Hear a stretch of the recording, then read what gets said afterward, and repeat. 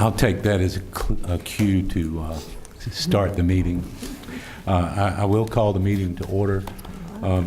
If you would, I'd like to share an invocation with you. Stand. Lord, the children of this world are your children. Let us love them, care for them, nurture them, teach them, and lead them. And today, as we serve as an example to the children under our care, let our words and deeds demonstrate the love that we feel for them and for you. Amen. Amen. Our presentation of colors will be by South Brunswick High School, JROTC. Ladies and gentlemen, will you please remain standing for the presentation of our nation's colors under the command of Cadet Major Martina Morales, with Cadet First Lieutenant Anna Hickey, Cadet Second Lieutenant Cello Parmalee and Patrick Chappell, and Cadet Gavin Cox. Please remain standing until the color guard is left forward. Color guard, attention! Carry colors. Forward, march!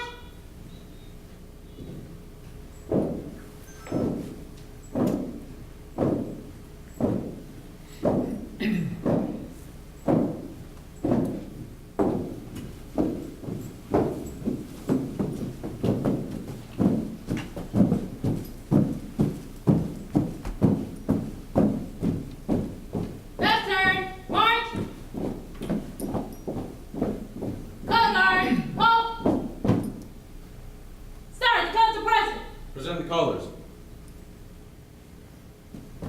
Present arms. Will you please join me in the Pledge of Allegiance to our nation's flag? I pledge allegiance to the flag of the United States of America and to the republic for which it stands, one nation, under God, indivisible, with liberty and justice for all. Post the colors. Post.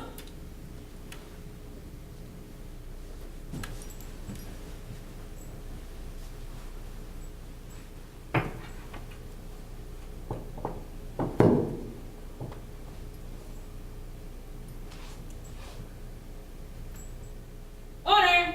Arms.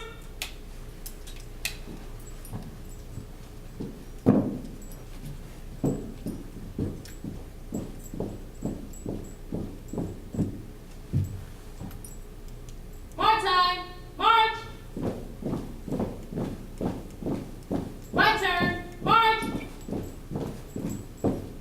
Forward. March. Forward.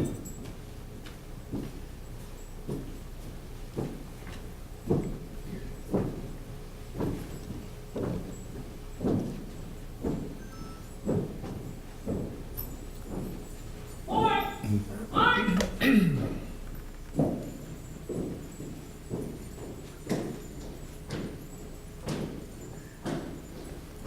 Thank you. I'd like to welcome everyone tonight. We have for the first time this year's Teacher of the Year is with us, Ms. Casey Smith. We also have the runner-ups in the middle school. The elementary school, Ms. Teresa Ryder was a runner-up for Teacher of the Year, and Ms. Claire McLaughlin representing the high school teachers. Good evening. Thank you for being with us. We have a few board salutes. Dr. Pruden. Yes, sir. Board members, please join me in the well. Good evening, everyone. We're going to recognize the outstanding art teacher from Virginia Williamson Elementary School, Ms. Susan Lang. Ms. Lang, if you're present, please come forward. The Artsonia Leadership Award honors teachers who go beyond the classroom walls to encourage family and community involvement in arts education. The award also recognizes significant achievement in the area of technology integration within the school arts program. The award clearly recognizes a teacher's initiative and dedication to not only the field of arts education, but to cultivating family involvement and enhancing the learning experience of students as well. Susan Lang was selected to receive Artsonia's Annual Leadership Award, an honor extended to teachers from only 10 schools per state across the country. with a showcase of over 27 million pieces of art from thousands of schools. Thanks to Susan Lang's efforts, Virginia Williamson's online art gallery ranked number 9 in the state. These results are based on the number of works of art published in the gallery, as well as the teacher's ability to cultivate a community that actively supports students and their creativity. On behalf of the Brunswick County Board of Education, we salute Mrs. Susan Lang for demonstrating an outstanding commitment to arts education in the 2013-14 school year.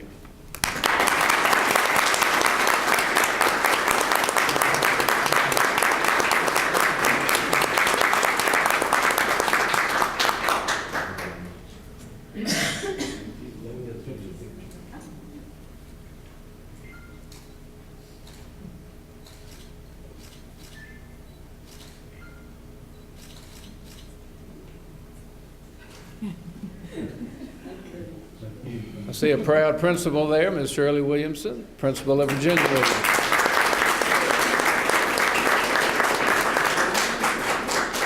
We'll move right along to presentations, and there's no board of public address tonight, I believe. We'll move right along to presentations. Dr. Meadows, are you going to talk with us about driver's education?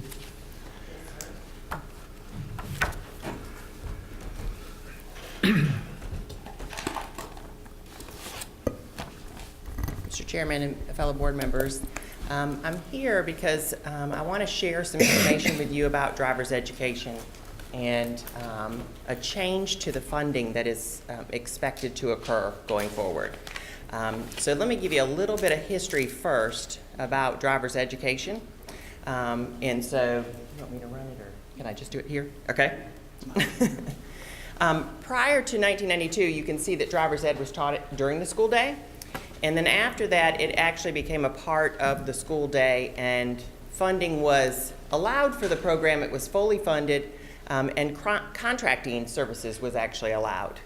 And then in 2011 was another big change where there was a reform bill that made us change the curriculum that was actually being used within the driver's ed program. And again, funding was cut.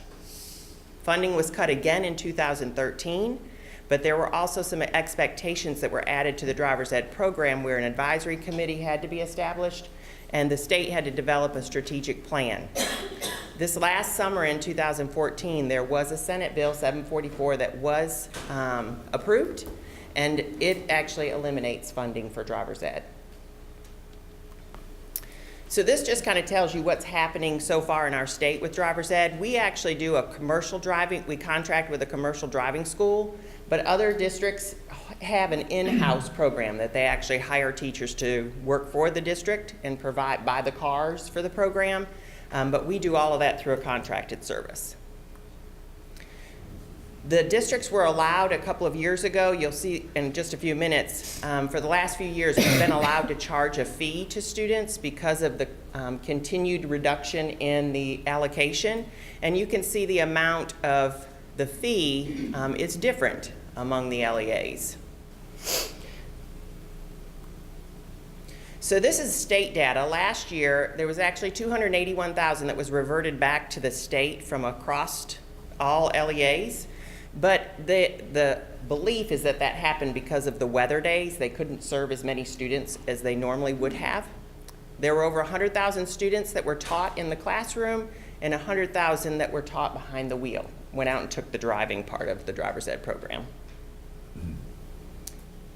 10,000 of those were private charter homeschooled students. And you can see 61 districts in the state do contracted services while 54 have in-house programs. And 70 districts charge a fee while 45 did not. And you can see how much was collected in fees across the state.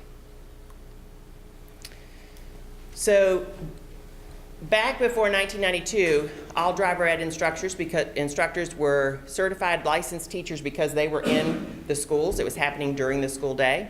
Then it was allowed in 1992 to become a contracted service. At that point, driver education funding started to become reduced. You can see it was funded at $275 per student, and then it reduced to $238 per student.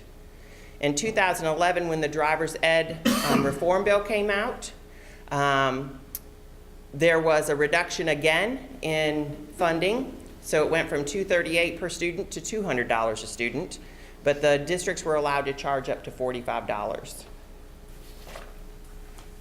Currently, last year and this year, funding again was reduced from $200 to $191.09, and the fee could go up to $55. This year, there was a slight increase in the allocation of, 81 cents? But remember that this allocation includes charter and private school students as well. We have to provide driver's ed to charter, public, private, and homeschool students. That's by statute. So our program actually, again, is through a contracted service with the Brunswick Driving School. We served 838 students last year. 63 were private or homeschool. Our funding last year was $210,000, almost $211,000. We charged for part of the year $25 and part of the year $45 to each student to participate. This year, our funding is a little bit more, which is about $222,000, and we are still charging $45 to each student. Why was there the difference between 25 and 40? The Brunswick Driving School asked us to make the adjustment mid-year because they were having a difficult time making the budget. So what does the Senate bill say? The Senate bill that was approved for this last year allowed for a non-recurring funding of $26 million from the Highway Fund for driver's ed this year. And so we received funding for this school year for 2014-15.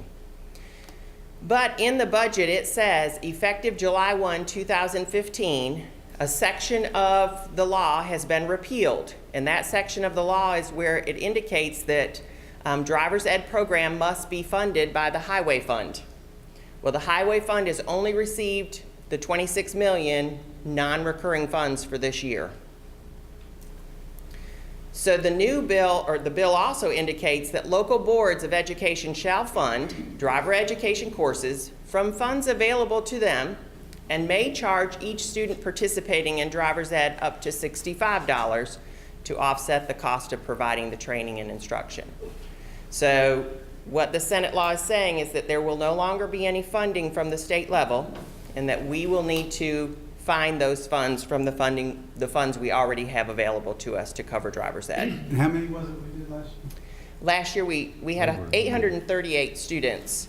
The amount that we received from the state was about $222,000 this year, is how much was allotted to us. Do you know how much we paid at Brunswick Driving School per student? The exact amount I don't, but they end up receiving the entire amount. They serve as many students as they can with the amount that we get from the state. Plus the cost of the student? That's right. That's right. So a few concerns that we have going forward is that there is no funding for 2015-16 for driver's ed. The program is still by statute required that we have to provide driver's ed. There is no option. There are two separate bills. One says that the district shall provide it, and then the other is talking about the funding where it has been cut. So the challenge for us is to determine where we're going to get those funds. Where are we going to pull those from within the budget that we currently have? So we're wondering if there are going to be changes, because we do know that the General Assembly may have an opportunity to make adjustments to the budget for 2015-16. Will they make an adjustment to how much the parents have to pay?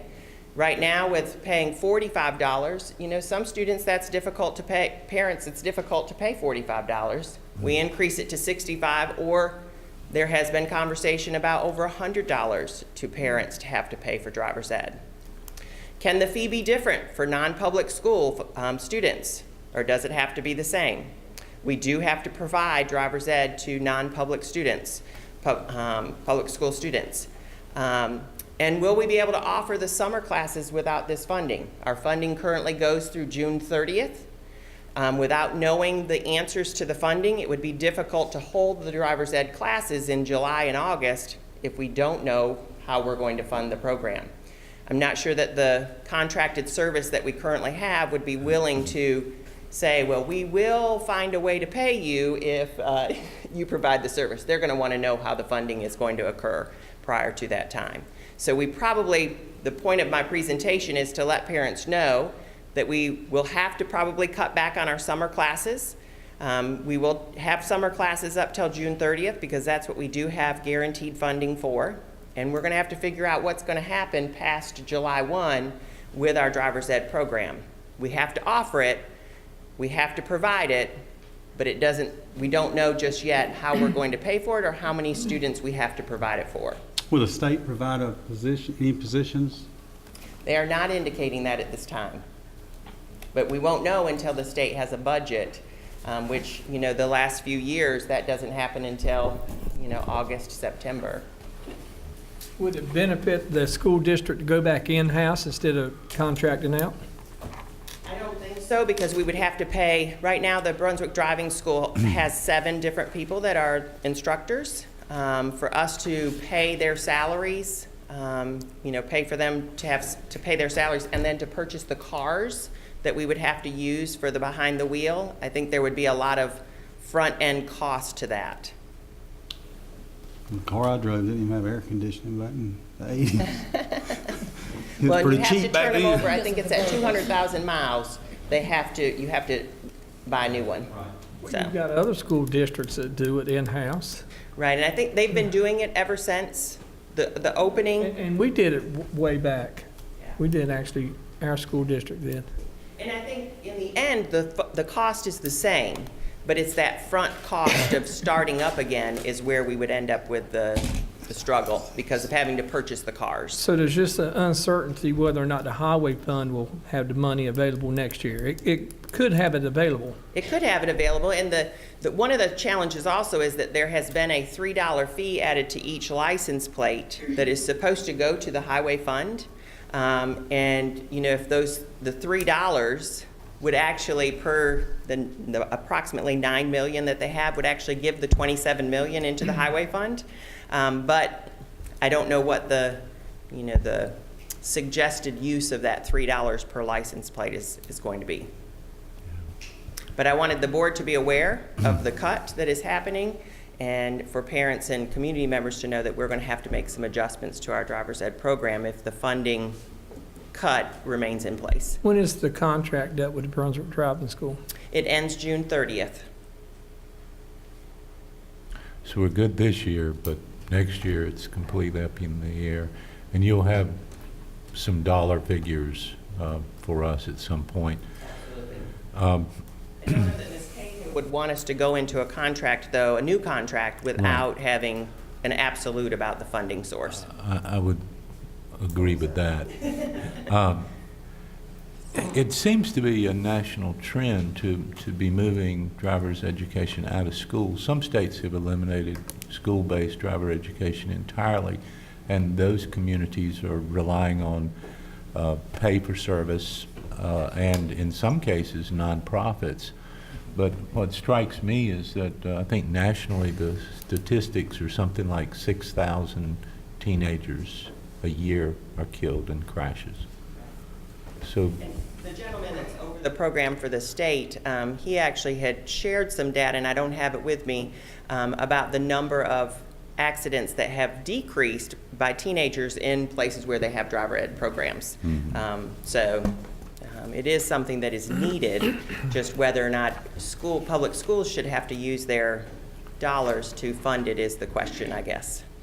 well, I guess I understand tight budgets and the General Assembly needing to keep the budgets as tight as they have revenues for, but I don't understand shifting that burden to local school systems. We'll have to have some discussions with our legislators. Well, thank you, Dr. Madden. Thank you. Mr. Eckert, update us on capital projects. Good evening.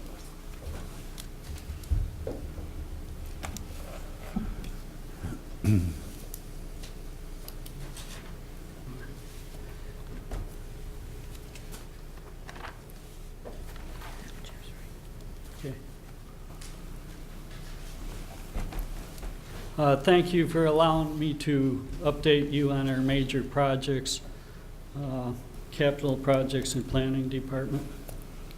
We currently have 5 major projects going on.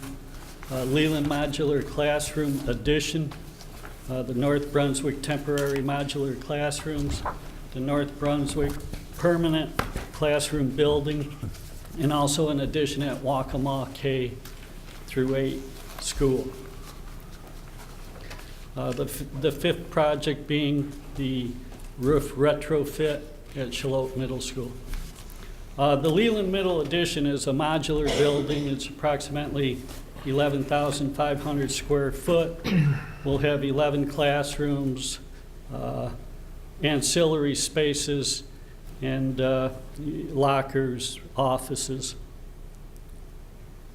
The site plan where the addition will be located is, the location will be behind the existing building, behind the 8th grade module. It's no parking additions, and it's basically grassed area right now. The project status, fees are paid. Most of the permitting is taken care of. The plans from the manufacturer are getting reviewed by DPI and DOI in the town of Leland. I originally targeted completion before Thanksgiving.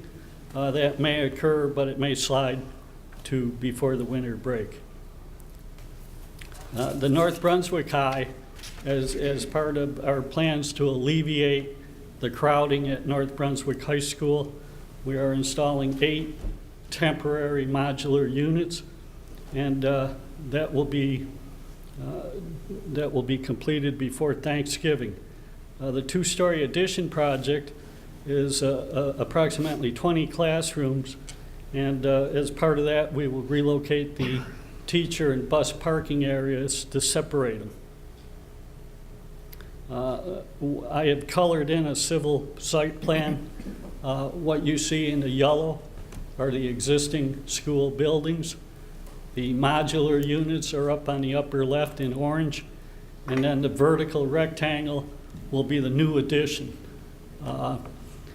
Temporarily, bus parking will be out front. When the projects are all completed, bus parking will revert to the left where it currently is, and we will have teacher parking out in front of the building. You talking about on the grass area? In Yes, the pines. yes. Or we could do anything there for, like, when it's wet and, Yeah. or gravel or what? Well, what we anticipate doing is putting down Crusher Run in the one extra parking lot we'll have, and then for the buses, we'll pave it so they can park in an orderly fashion. When we're done, we'll have everything paved. The temporary classroom project status, we paid the water and sewer. The plans are currently up in the town of Leland, the building inspections department. We have plumbing bids received. We're coordinating the electrical installation, and I'm looking to have those fully completed before Thanksgiving, including a certificate of occupancy. That's my target. The classroom addition, the brick and mortar classroom addition, we have, the board has selected an architect and a construction manager at risk. Those contracts are on the consent agenda this evening, and we are currently doing preliminary design activities, including the civil design. And I anticipate if the contracts are approved by all parties, that I'll have design development drawings by December 8th, and I'm hoping to start construction in May of 2015, with completion in spring, summer of 2016. The Waccamaw addition, the board has selected an architect who has been working on the design. The addition will consist of a new gymnasium, multi-purpose building, which will be sited in front of the existing school. It will have capabilities for assembly functions with dressing rooms, a stage, fixed seatings, 2 additional classrooms, and some administrative areas new. The site plan, as you can see, the yellow buildings, again, are the existing building. The orange building is the gymnasium multipurpose addition. There is also a change in the traffic flow pattern, which I've attempted to highlight with marker. An elevation received from the architect is, and this is in design development drawings right now, and has been submitted for preliminary comments from DOI and DPI, Department of Insurance, and Department of Public Instruction. This is the 3D rendering as received from the architect.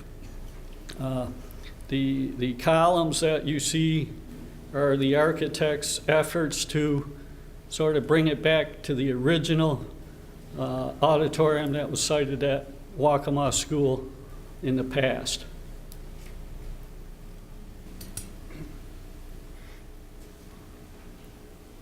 A floor plan is shown here.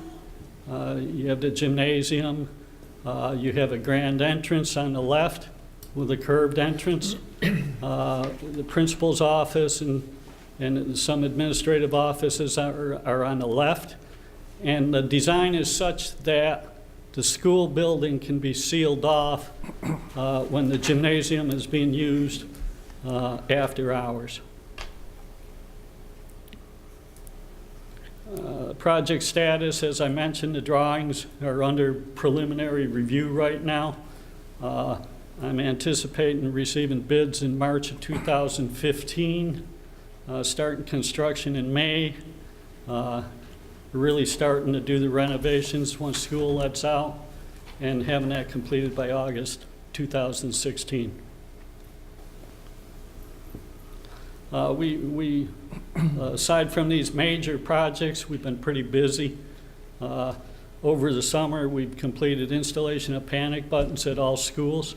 This was funded 50% by the state, 50% by the school district. Push a button and the automatic call goes out to 911 with a pre-recorded message. Obviously, safety and security is the number one agenda item for us and also the board. We've completed installations of security cameras, new technology, computer-based cameras. We've installed the electronic wireless locks, which can be manually updated wirelessly from a central location. We fenced the perimeters and installed gates at all schools except Leland, which has a very big footprint in the back. And we've updated the intercom systems at 9 schools. All schools now have a pretty up-to-date intercom system. I can say this, Craig, you just stop right here a minute. Board members, we've had 2 occasions where we've had a child leave one of our schools that we've been able to use the new camera system and locate them very quickly. So it's definitely working and working well. So it's really helped us in law enforcement a lot. Thank you. Taking a look at the database I have access to, since July 1, we have actually paid out $2.3 million for the jobs we've done. I generated a pie chart showing where that money has gone. $500,000 has gone to campus security. Another $500,000 has gone to computer equipment with Ms. Bear doing the computer upgrades and replacements. Site improvement is probably the next biggest number, $267,000. That relates to upgrades inside the buildings, installation of walls, footprint changes, other miscellaneous items. Our roofing program is continuing. The roofing at Shallotte should be completed probably in March of next year. Furniture, we've have an active program of replacing furniture. We bought 200 desks for the teachers because a lot of the teacher desks were starting to age out. And we did a survey of the existing buildings and asked the principals how many desks do they really need, and then we gave the teachers that number. Athletics, we completed the track at North Brunswick High School. Did the West Brunswick High School tennis courts, resurfaced 4 of them. And you can see the rest of the breakout here. Metrics, Steve Miley is very big on metrics and measuring performance and tracking goals. Since July 1, we've completed 79 projects. That's 5.82 projects per week. Excluding technology, we paid out $1.8 million. And I essentially have 1.5 people working for me. One of them, Doyle Overcash, does locks half the time. So that works out to about $2,200 per man hour for my 1.5 workers. So we're staying very busy and looking forward to complete these major projects. Thank you. Just the right blend of pretty pictures and good numbers. Thank you. Okay, Ms. Swinsky, you think you can make the technology work for you tonight? I know we've got some golfers on this board. This is called Mulligan right Yep, here you get tonight. your mulligan. All right. You can get But a before mulligan. I take the opportunity to share our school spotlights this month, I would like to introduce to you our Teacher of the Year, Casey Smith. As has been the history with our Teachers of the Year in the last few years, Casey will deliver a message to you every month, and tonight she is prepared with her first message. So I'd like to turn it over to our Teacher of the Year, Casey Smith.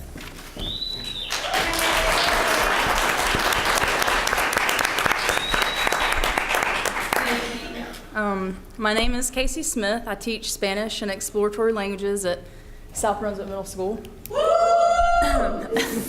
I'm still very humbled and excited to be in this position of Teacher of the Year for Brunswick County. And tonight I would just like to share a little bit about who I am and how I see my responsibilities in this role unfolding through this school year. I was born and raised in Chattanooga, Tennessee. My immediate family is made up of 8 individuals, and those 8 individuals equal home to me. They all reside still in and around Chattanooga, so I make that 8-hour drive or pay for that plane ticket quite often. I also have a very eclectic family. You'd heard them a second ago from South Brunswick Middle School, made up of sisters, brothers, adopted children, and even beach mamas. The second home I had was in Roanoke, Virginia. And I attended Roanoke College there, where I majored in Spanish and communications, and I played Division III basketball. Spanish and basketball remain 2 of my great passions, and my passion for Spanish is what got me into teaching in the first place. Most people who know me know that if I am going to do something, I'm going to do it with all of my heart and all of my passion. So what of my passion for this role as Teacher of the Year? In 2009, North Carolina passed the School Violence Prevention Act. It required all districts to have a policy about harassing and bullying behavior. Brunswick County Schools is abiding the law. We have a policy on file. But what exactly is happening inside our schools in relation to the intention of having such a law in the first place? I'm actually hesitant to even use the term bullying tonight because I think it's really important before we start to discuss this word that we're all on the same page about what the word is and what it means. And in the preliminary work that we have done at South Brunswick Middle School in regards to bullying, we discovered early on that we had different definitions. Between parents, students, teachers, and administrators, we were essentially speaking different languages when it came to this one term. I believe it will be very important as a community in Brunswick County that we focus our conversation around bullying into one common definition of what it is. So during my conversations with community members and with you all and whoever I have an opportunity to speak with, this will be my message, that bullying occurs when these 3 things are present. When a behavior is intentionally harmful, when it is repeated, and also when there is a power imbalance present. So all three of those factors have to be existing if a situation is going to be labeled bullying.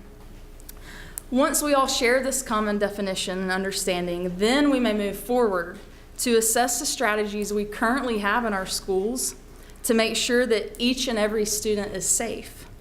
And I'm not talking about the physical safety that we just heard about, and thank God for that. I'm talking about mental and emotional safety. If our students do not feel safe at school, their academic growth is going to be impeded. And at South Middle, we heard and we are hearing from our students by surveying them.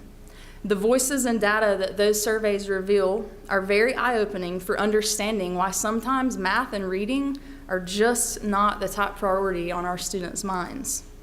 Therefore, our students must have a voice in this process. Sometimes this means we as teachers, as parents, as responsible adults in a community, have to encourage those voices, all of the voices, not just the voices that go along with the current status quo. That is, too often we allow only the voices to be heard that say the things which are most like how we think, or most like how we speak, or most like how we believe. There are student voices in our community that are not being heard. And advocating for those student voices is one place where our teachers and their voices come in. Teachers have a voice of expertise, of experience, and professionalism. There are 18 other Teachers of the Year in our county who were chosen as leader representatives of their school. You heard earlier that 2 of them are here this evening. I'm very motivated to work alongside them to bring this positive voice of expertise, experience, and professionalism to the conversations happening in the community about our schools. We will seek to put the student's voice and the student's needs first when we brainstorm solutions to existing issues or problems. Because at the end of the day, a teacher does what he does because he is invested in his students' growth as human beings. So I'm very much so looking forward to a year of spreading positive messages about the power that teachers have to lift up their own voices in the name of supporting, empowering, and bettering their students. So thank you sincerely for your time this evening. I look forward to getting to know each and every one of you. Thank you.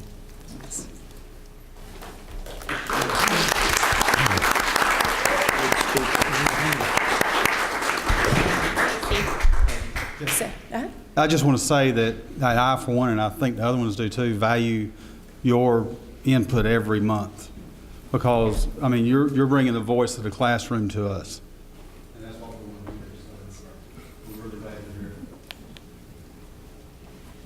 All right, here's another sports analogy for you. After last month's false start, we're going to reboot our school spotlight. So today we officially launched. We've done a press release. Our website has been officially updated with 4 school spotlights, and we have 4 wonderful videos, which really are the hallmark of the school spotlight program that we're going to be bringing you throughout the year. Last month, we were not able to see Leland Middle and Town Creek. Those principals were otherwise committed tonight, but we would like to show you those videos. But the schools that are officially on the docket tonight are Waccamaw and West Brunswick High School. And I know that Ms. Marlowe has lost her mother. She is not able to be with us tonight. But Mr. Brock Aarons, West Brunswick High School, is here. So we're going to kick off the night with West Brunswick High School's School Spotlight.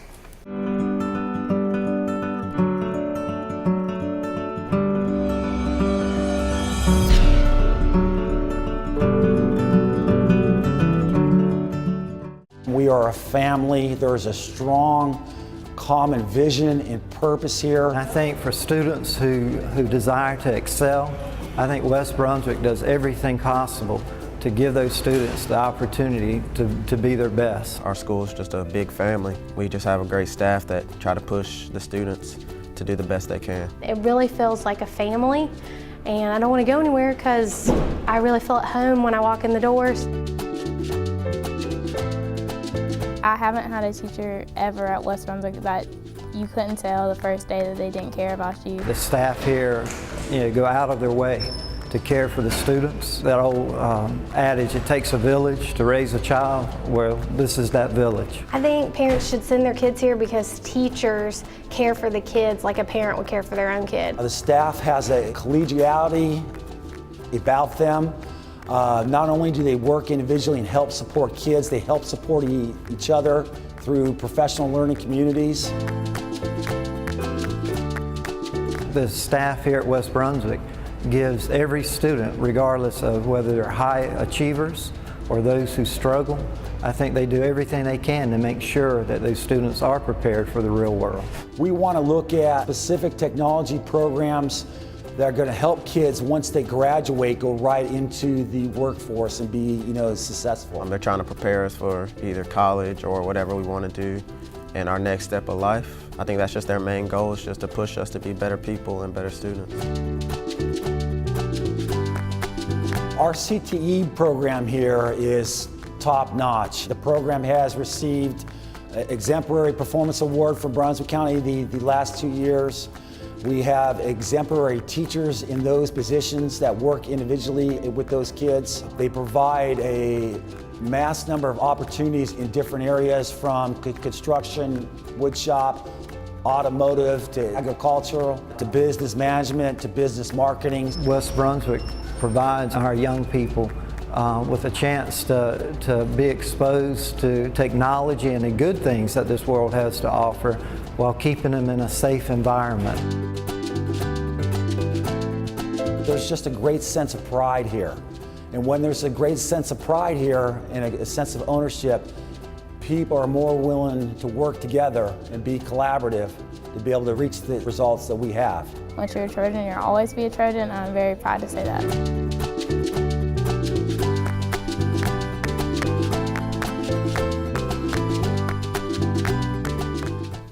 I'd like to invite Mr. Ahrens to come to the podium for a couple of comments.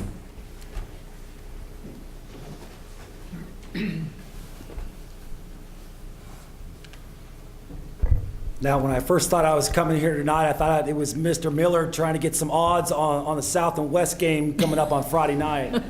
We'll talk about that Saturday. I have a couple kids hurt, but we're okay. Just a few things I want to say about West. And one of the reasons, I actually taught at West for a year. I was an AP there for 4 years. I was fortunate enough under Mr. Pruden's leadership to be the principal at South Brunswick Middle School for 2 years. And when I was asked to return to West, I was excited about it. I was a little nervous about it, but there's a sense of tradition, a sense of history, and there's a real purpose of family there. So I know the teachers, the kids, and the community, they all support each other. I've been very pleased with our CTE department. We received numerous awards for exemplary performance. This last semester, we had an 88% proficiency rate, so I've challenged them for this year to be at 93%. So our teachers and our students have done extremely well there in those areas. I'm really here to answer any questions that you guys have. In addition to strong performance in career and technical education, the high school as a whole exceeded growth last year. One of 5 schools in Brunswick County that exceeded their growth targets. Congratulations to you, the faculty and the students and the community for that achievement. I appreciate that, sir.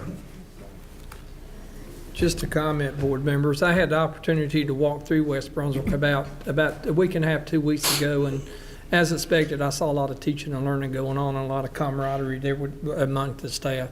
I was very pleased with it. Yeah, but our staff works extremely hard, and they're there late nights, and they get up real early in the morning. I just have to say, as a West Brunswick parent, I'm a proud parent of 2 West Brunswick students there, so I come from it at a different angle as well, or additional angles being a parent. So it's a great place for my 2 youngest kids. Yep, and we've done well inside the district. Our goal this year is to do well within our state. So we're looking to go a little bit further. We've added some honors classes to our CTE. So we're looking to raise that bar a little bit higher.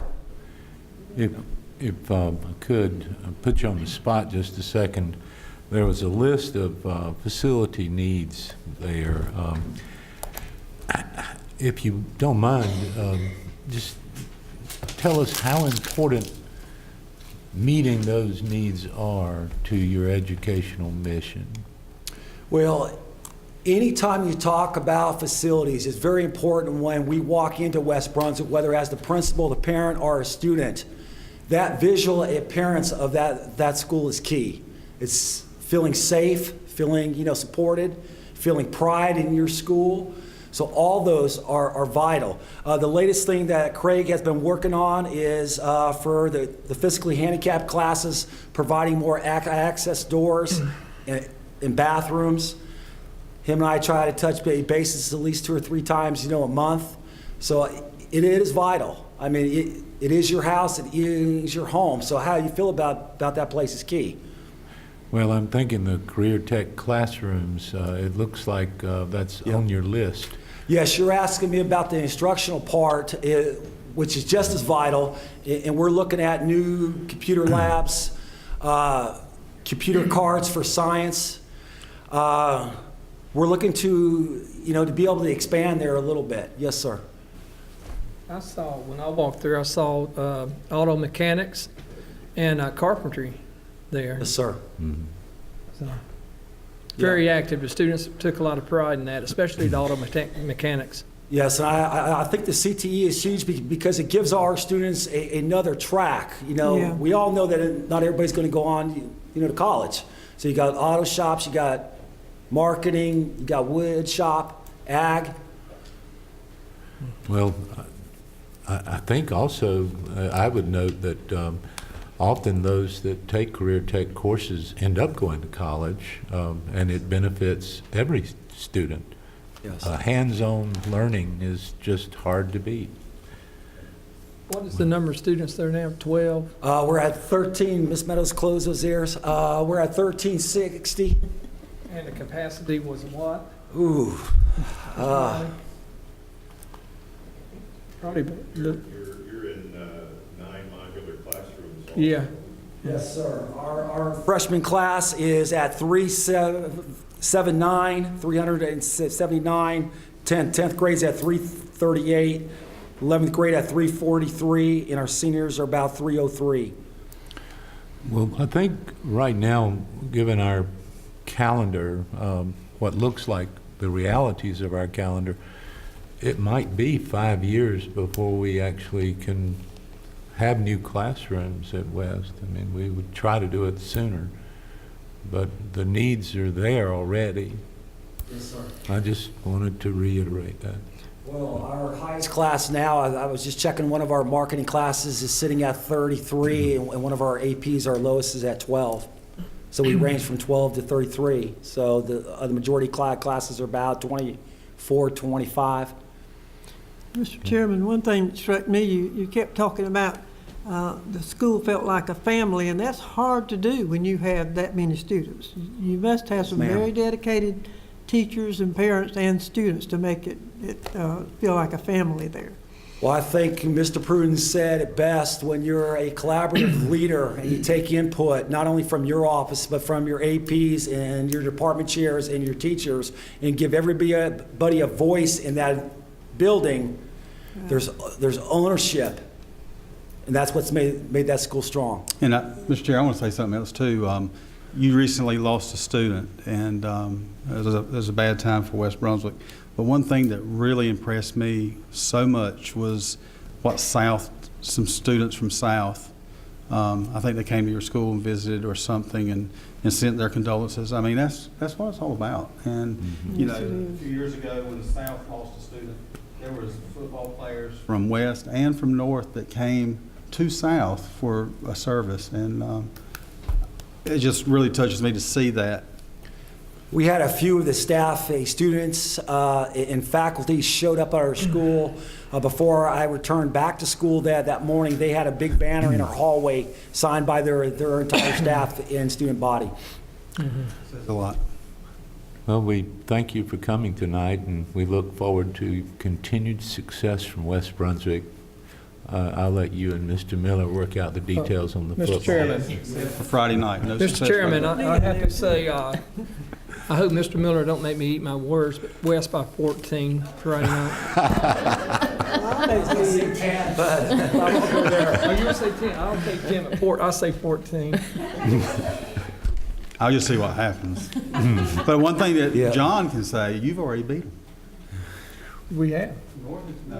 We will not get into all this, boys. North has beaten South, and we have That's right. beat North. So Friday night's a big game, so please come out. Leave early. He'll be gone soon. I think some mediation is in order here. I do too. Both teams are in a state of resurgence. They're both showing great improvement. Both communities are excited. The student bodies are excited. It's going to be a great game. We're going to sell a lot of tickets, and that's one of the fun things about school. The competitive spirit makes us all better. That's why we do it. All right, our next spotlight is Waccamaw School.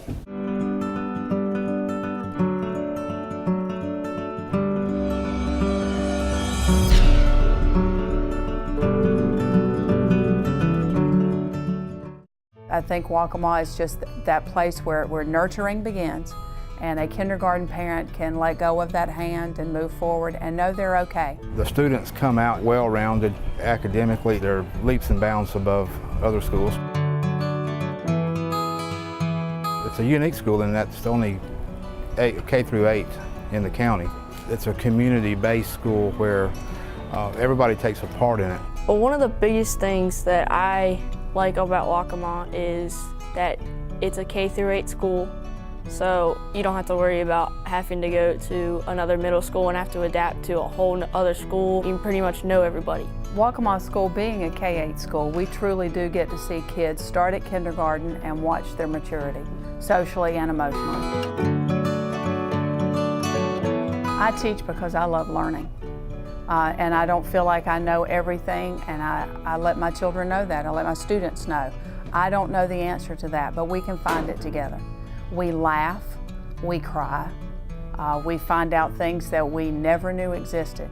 I believe that they're doing a great job. They push us so that we can learn more. They make it easy for us to learn, and then they push us a little harder so that we're not just bored. The teachers here took such an interest in my kids, and I just can't tell you what that means. You know, we see them out in the community away from the school, and there's a deep care for the kids. My favorite part of the day is when I get to see my teachers. They're just really nice and they know how to make it easier. Your bond between the teachers grows stronger because you've seen them around campus and you know them just a little bit more than you would if you were coming from a new school. I think the difference here is that we have to work together. Our enrichment classes, for example, we have to make that work. Scheduling is very difficult at a K-8 school to get every kid what they need every single minute of the day.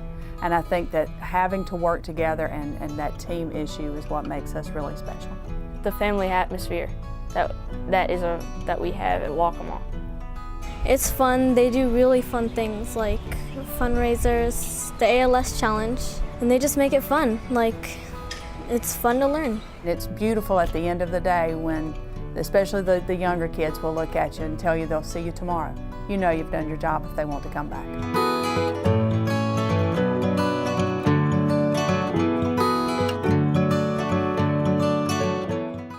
Catch you up from last week. If you'll indulge, Town Creek Elementary School.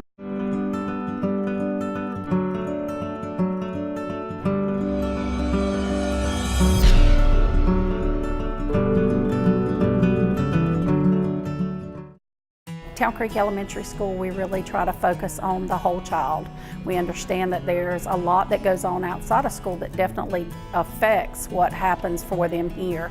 So we really try to involve all of our staff, the school counselor, the school social worker, to make sure that even those outside needs are met before they come to school so that they are successful when they come to school. We love this school. We think it's wonderful. The teachers are great. The administrative staff is great.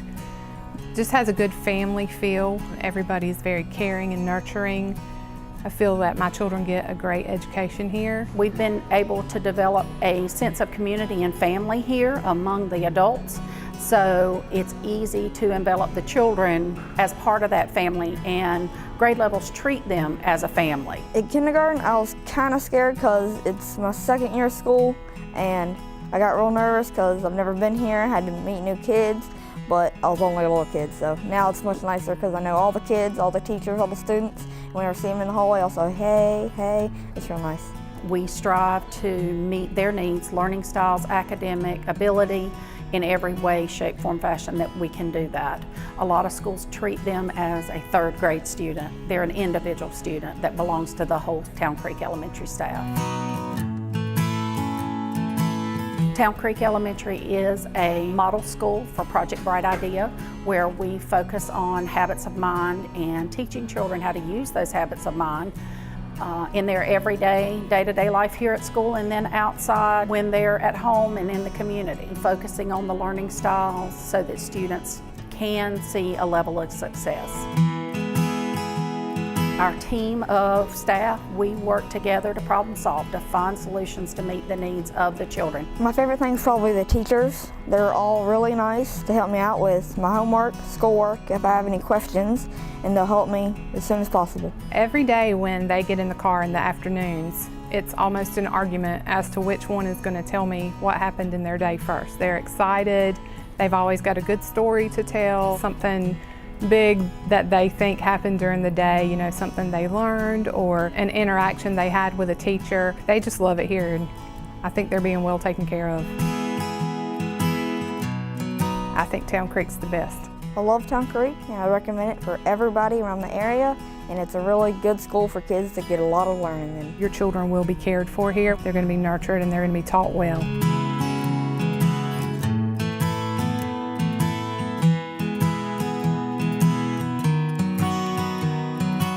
You will allow me one more. The last that will catch us up till November is Leland Middle School.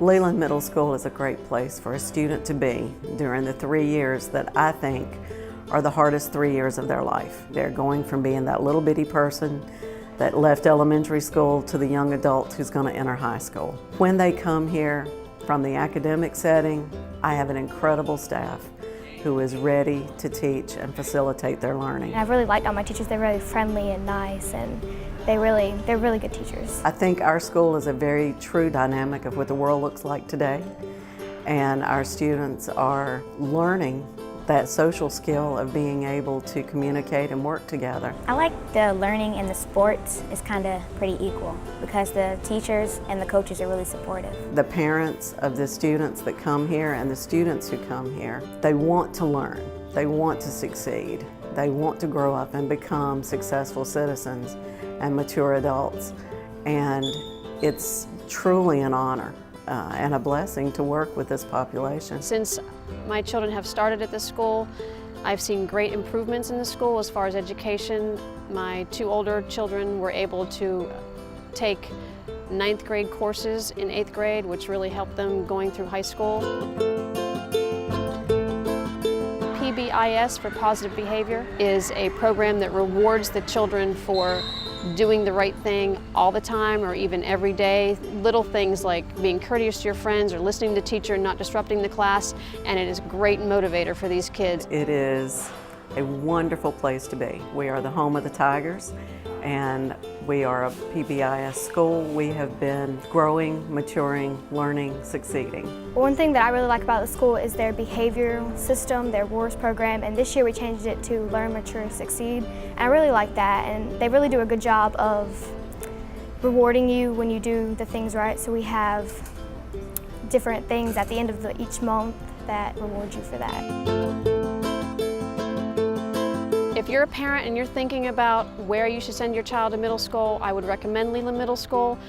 First and foremost because of the education they're going to receive and the structure they're going to receive from the principals and the teachers, and also to make sure that you volunteer. Kids need you to volunteer. It's just a good overall school. Everything here is great, the teachers, the staff, the food.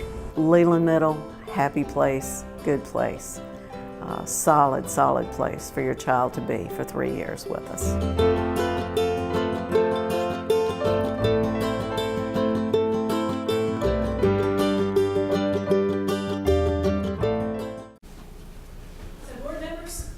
Is the school spotlight. And you can expect 2 of those each board meeting, one an elementary school and one a secondary school.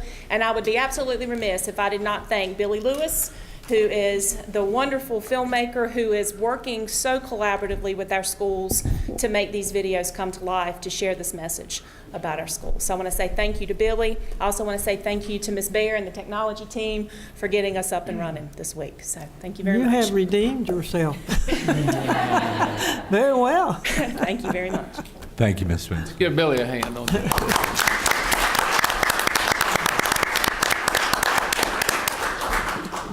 Well, we'll move on to parliamentary procedures, approval of our agenda. I have a couple of changes. I'd like to add to the action agenda the agency agreement between Brunswick County Schools and Brunswick County for our upcoming capital projects. We reviewed them in operations, but we need to take action on them tonight. We can add that under item 2 under the action agenda.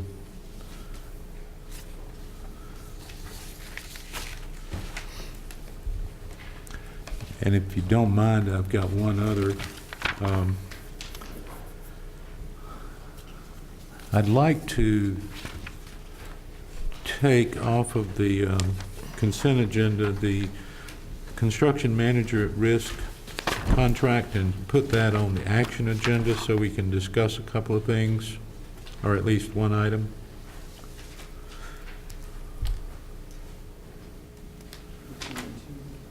Number 3. Be number 3. 3 under action. 3 under action. Construction manager at risk. Any board members have other revisions or changes?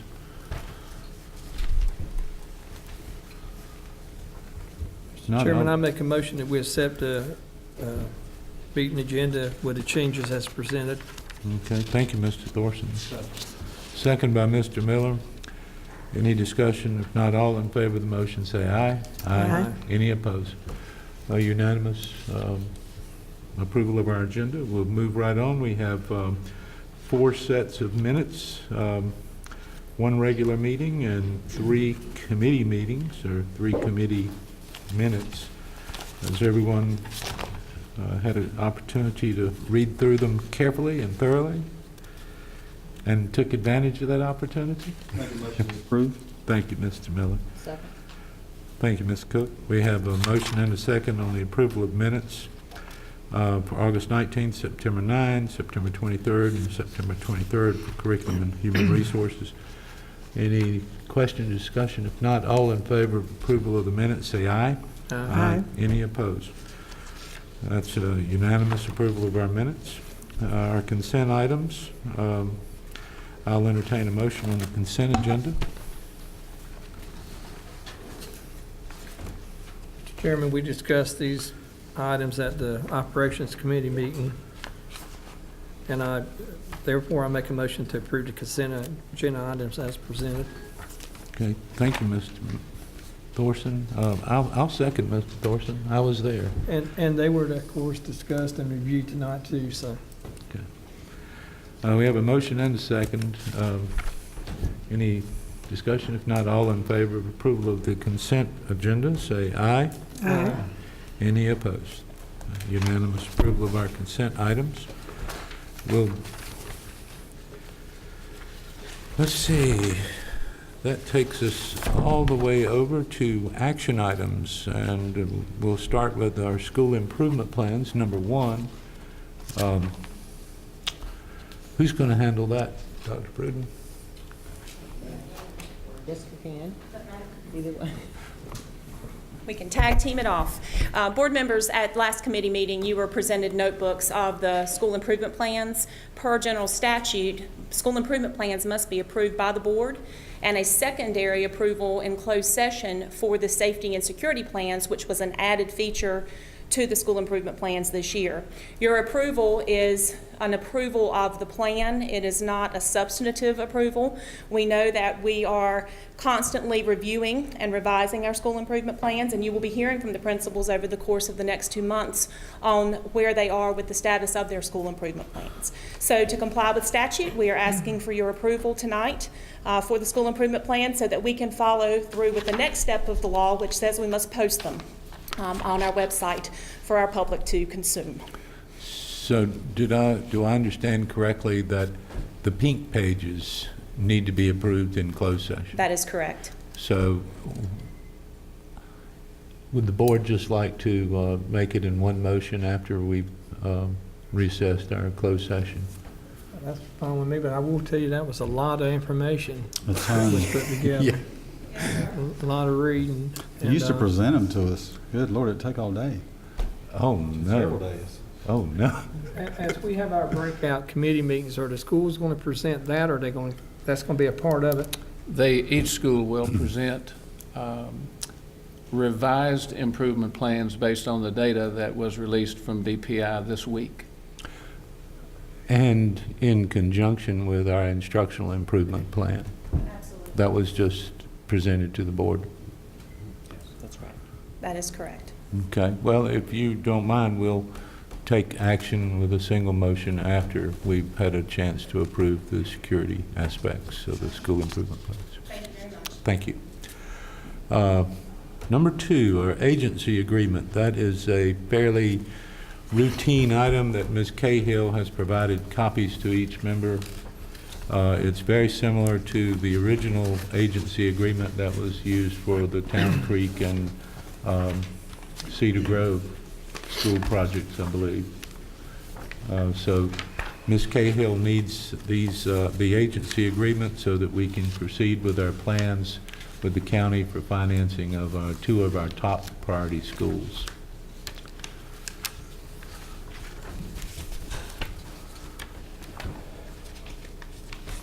This is the same one we've had before. Yes, and basically, as Mr. Thorson knows, we talked about it at length in operations. And our board attorneys looked at it, and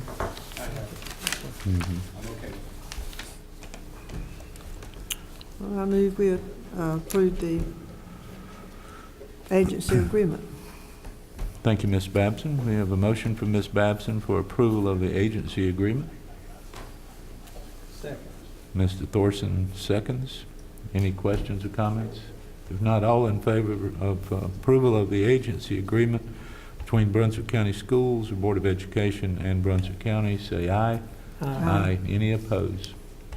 Unanimous approval of the agency agreement. And number 3, the construction manager at risk.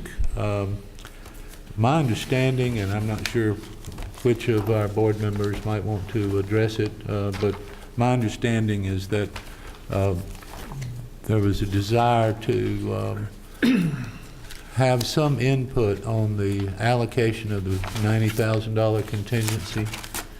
Well, it was brought to the attention by our attorney, so maybe you want to explain it a little bit more in simple.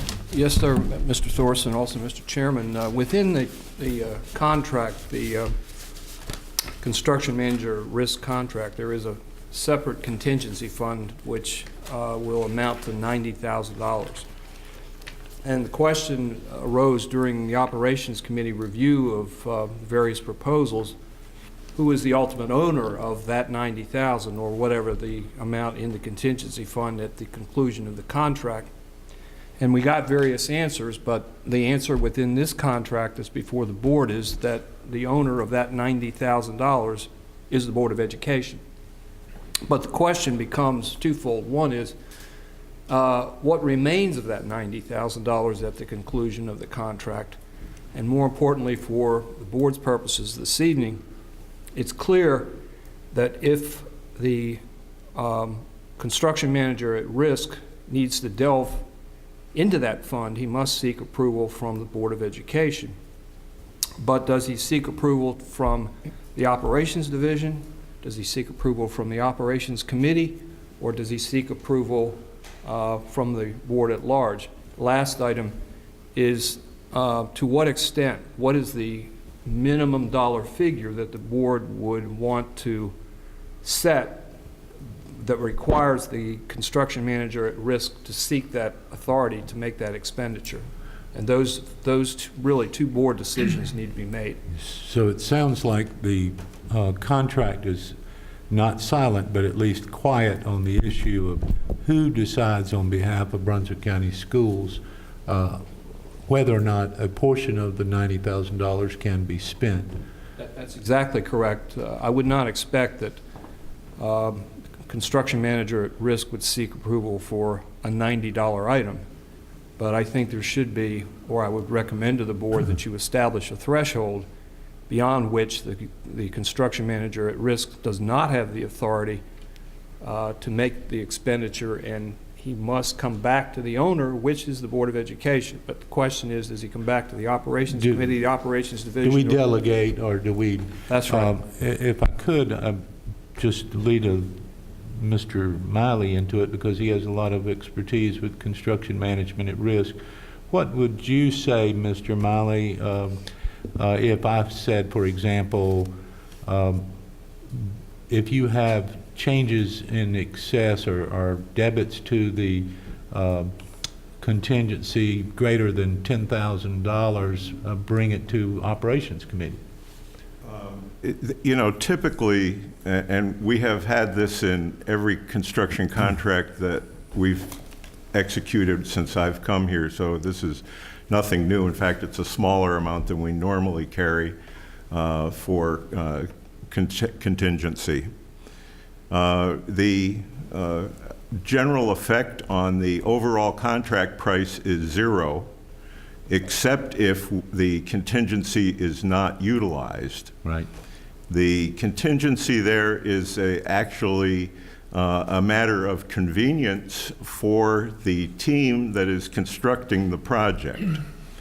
$90,000 doesn't get you much, but if a door has to be changed or a set of fire doors added at the last minute, that kind of thing, the board has previously authorized capital projects and operations to go ahead and move that forward. In that, we are expanding the scope. We report on it after the fact. You know where the money went, and if we don't spend it, it change orders out at the end of the project. If my recollection is correct, what you're basically doing or recommending is the same practice that you have used on Cedar Grove, Town Creek, and it allows you to tell the board members that there have been zero change orders except the reconciliation, because the changes that were made during construction came out of that contingent allowance. That's correct. So this is a contingent allowance, and up to this point, the authority to approve that allowance has been entirely in your hands? Yes, sir. Because it's not generally a change in scope.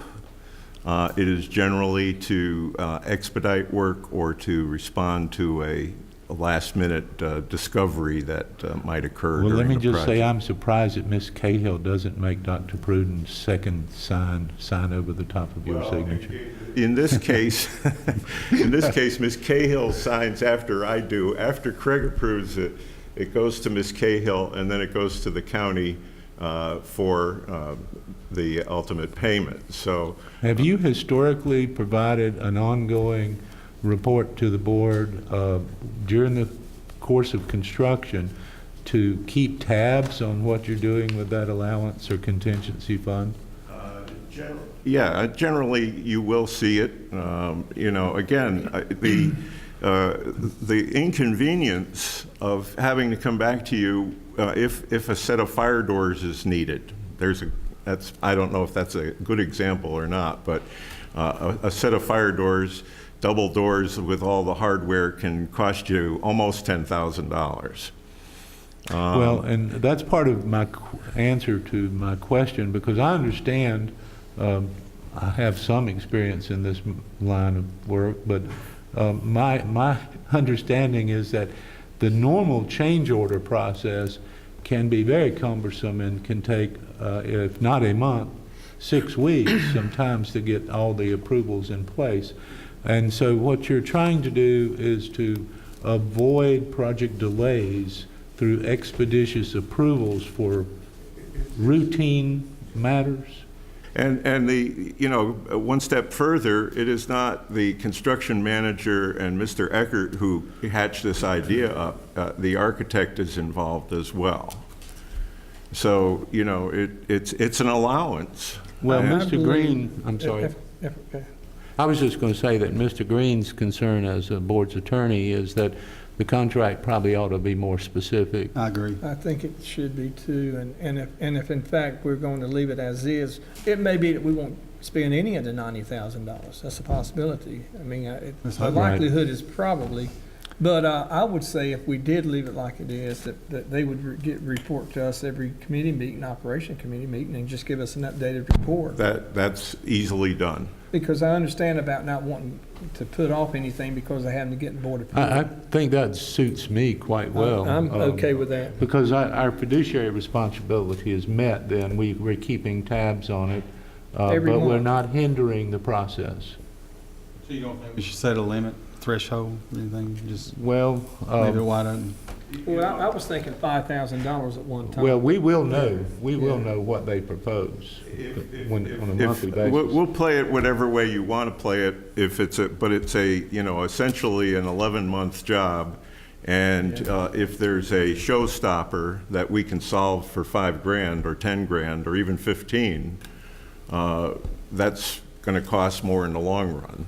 To Mr. Miller's point, the contingencies that you had on Town Creek and Cedar Grove were close to $250,000?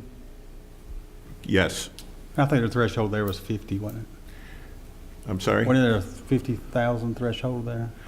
It might have been. Well, that's a I board don't policy remember. in general. We had no interim discussions on those contingencies. The only thing we did is at the end of the project, we got back like 90% of it in a change order. Well, it seems to me that our general policy about expenditures greater than $50,000 is beyond the limits of discretion. So that's probably something in place. We're okay with whatever you'd like to do. I'm just saying that this is not an unusual situation, and you have supported it previously, and it really does help to expedite the job and avoid delay claims, et cetera. The Well, drill. does a member have a suggestion for how we might word any added language to this agreement?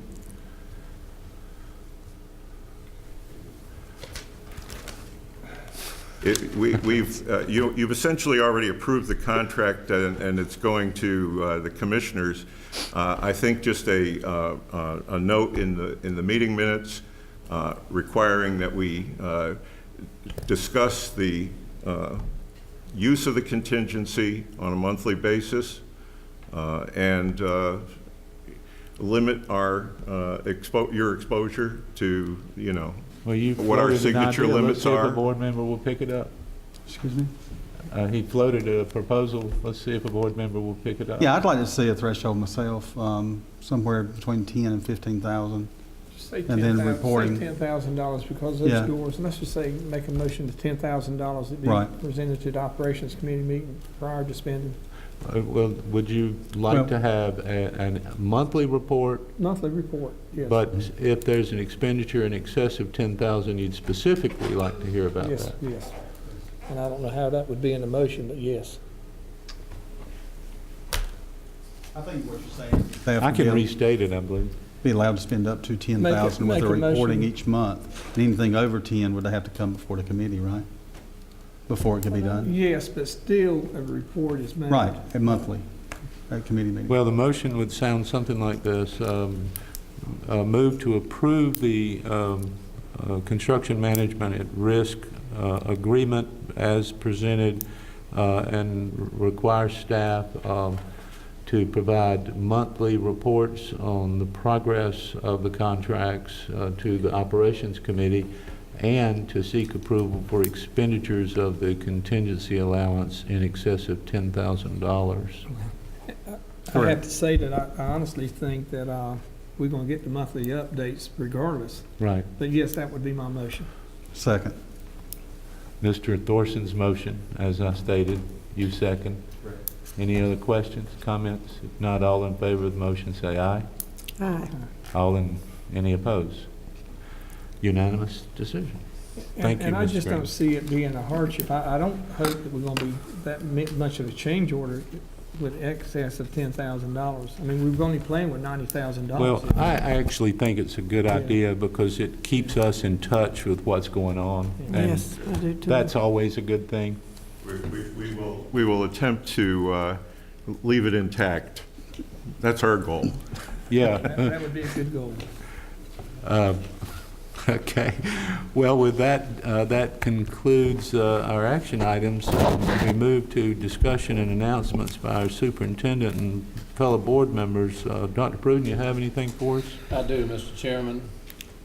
A number of our schools have been recognized as Green Ribbon Schools in the North Carolina Positive Behavior Intervention and Support Recognition Program.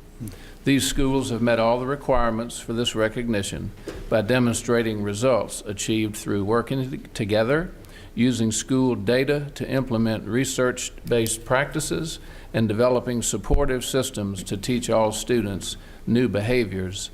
In a nutshell, PBIS, Positive Behavior Intervention and Supports, is the idea that rather than schools having rules and punishing children who break rules, schools spend considerable time teaching children in advance what the rules are and setting up positive reward systems that encourage positive behavior.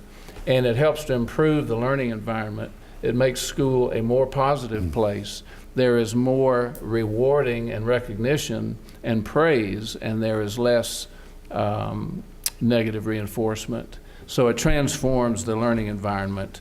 And we are honored that the following schools have achieved state recognition for the progress in their PBIS implementation. And the schools are Leland Middle, Mrs. Underwood is the principal, Southport Elementary, Principal Randy Horn, Town Creek, Mrs. Constantinesco, Virginia Williamson Elementary, and the principal is Shirley Williamson, Bolivia Elementary, Ms. Kathleen Owens, and Cedar Grove Middle, Principal Rhonda Benton. Those are our Green Ribbon PBIS schools this year. What, Dr. Pruden, what is that? Tell us some particulars of what those recognitions are based on. I mean, how did they determine these schools? Some of the data they would use would be comparing the numbers of suspensions out of school, in-school suspensions, teacher referrals, actions needed by the school resource officer. It's actually an improvement in the statistics. Absolutely, reducing all of those measures. Well, I applaud the effort. Thank you.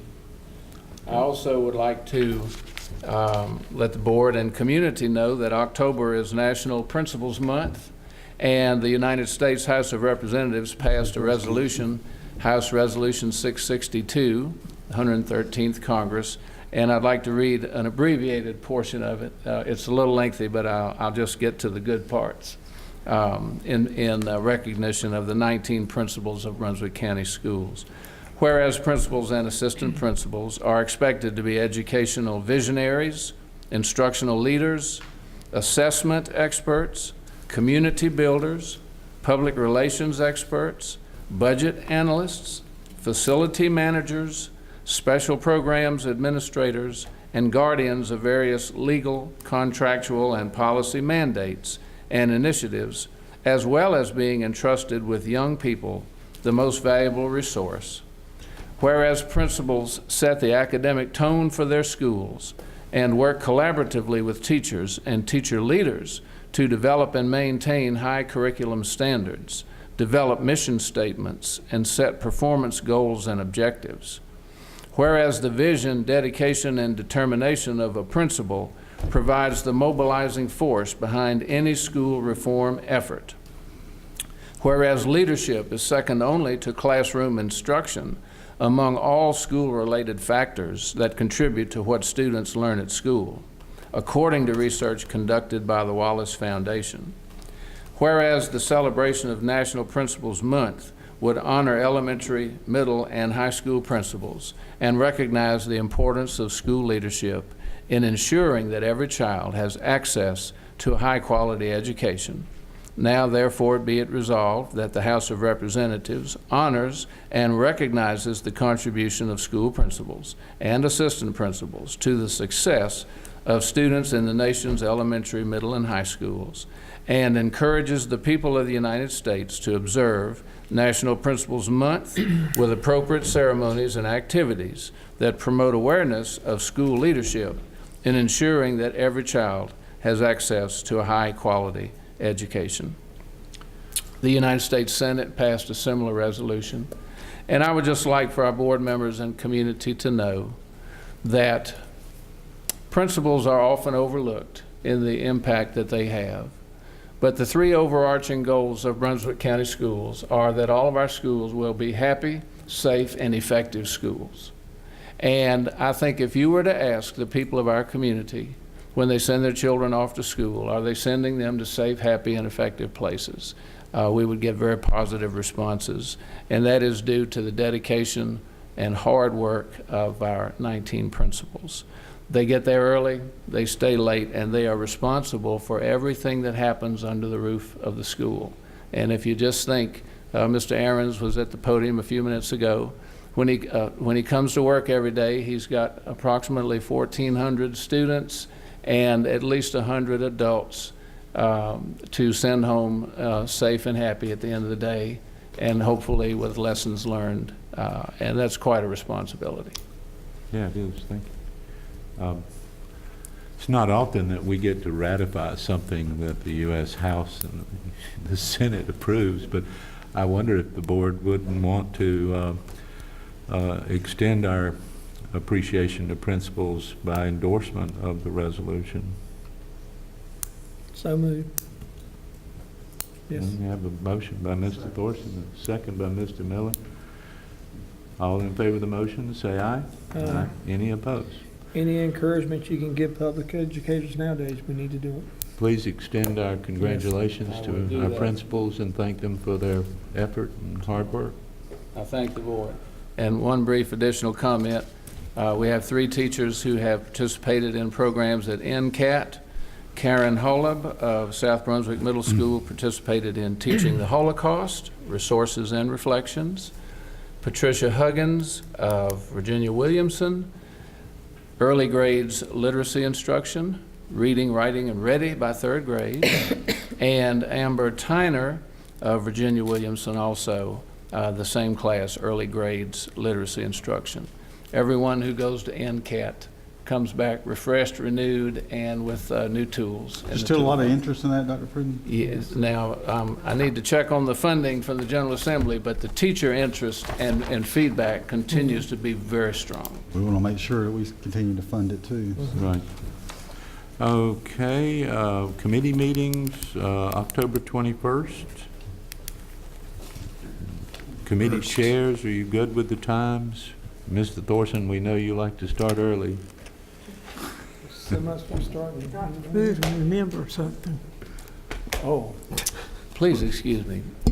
Mrs. Babson and I and Dr. Suzanne Adams, the president of Brunswick Community College, attended a conference at the SAS campus last week.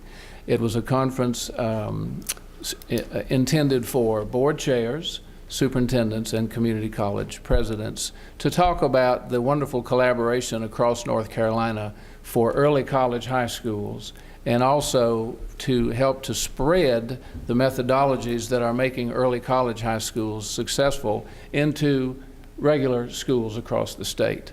The New Schools, North Carolina New Schools Project participated. There were, I would say, Ms. Babson, 75 or 80 superintendents. Ms. Babson is our vice chair and attended on behalf of Mr. Thompson and our board. We had a delightful ride up and back, lots of conversation about how to improve our partnership, but I'd like for our community to know that the partnership between Brunswick County Schools and Brunswick Community College is one of the healthiest and most robust in the state. We have a tremendous working relationship. We share responsibility and joy for our magnificent early college high school. And that school has identified itself as a STEM school and has achieved recognition statewide for that. You'll be hearing more about that recognition in the near future. We have plans for additional collaboration, details to be announced later, but more exciting things will happen between the school system and the community college. Well, I just wanted you to mention something to Mr. Thorson. You remember? No, ma'am. What time did you pick me up that morning? Oh, my goodness. I picked Ms. Babson up at 6:15, and the first thing she said coming out of the door was, "You be sure and tell Bud Thorson you got me up this early." It must have been dark. Was it still dark? It was absolutely dark, yeah. So, Mr. Chairman, I'm assuming Ms. Babson wants the 8 o'clock meeting, or meeting moved up then? That's the wrong assumption. Well, I would just like to note that part of my reason for not being able to attend is not being able to get up at 6 o'clock and get ready. No, 6 got up earlier than that. Oh, gosh. Okay. Ms. Babson, I'm sorry. I have one more announcement. Okay. You and I attended a ribbon cutting for the Belleville River Walk that is getting ready to be under construction. Yeah. With I think they got about a $60,000 donation from Duke Power. They're going to be building a classroom with pretty much hands-on learning of our sea life and different plants and things that are around the Cape Fear River, which I think is wonderful. That Actually, all the Brunswick- students, the that Brunswick all River. students in the Brunswick River, that's right. All students from across the county will be able to go to and learn, and it's going to be a really, really nice facility. So we're excited about that and having the opportunity to use it at no charge with the town of Belleville. And it's right across the street from Belleville From the Elementary. school, and hopefully all the schools will come and use it once it's built. So they're really excited about that.